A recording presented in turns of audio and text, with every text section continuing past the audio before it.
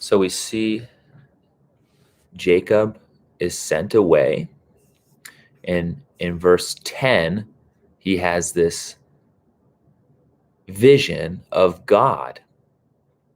Notice that the promise that was given to Abraham and then repeated again to Isaac is now for a third time repeated to Jacob.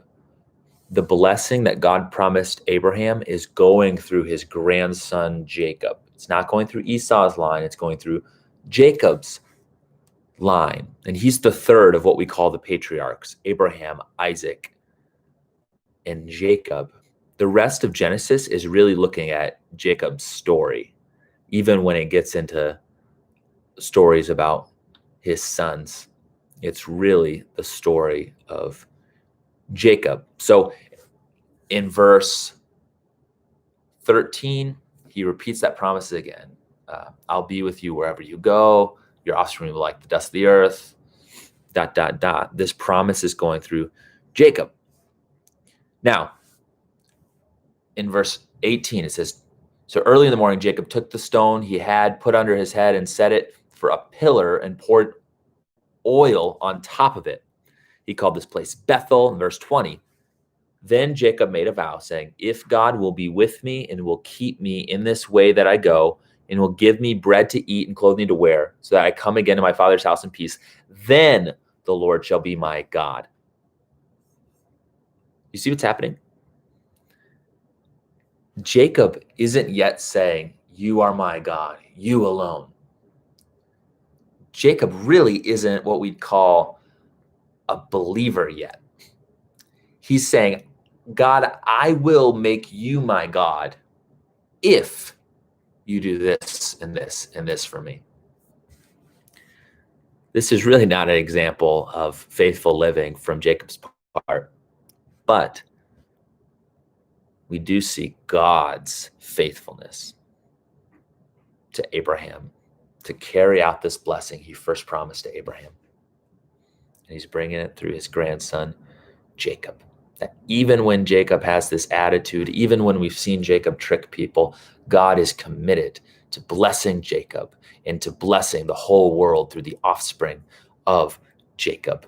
In verse 29, for those of you who maybe who have been upset at Jacob for tricking all these people, well, now we see him tricked by his father-in-law. He says, I'm in love with Rachel.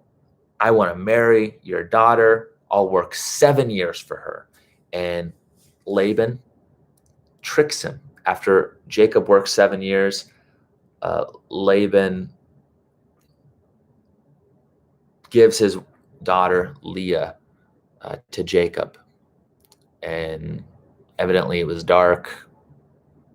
They're in this tent. And he doesn't realize till the morning, wow, this is the wrong daughter. Laban tricked him.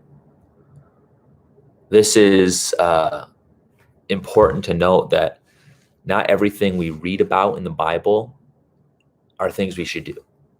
So this is a description of something that happened, not a prescription of ways we should live. What Laban did here is evil. It's wrong.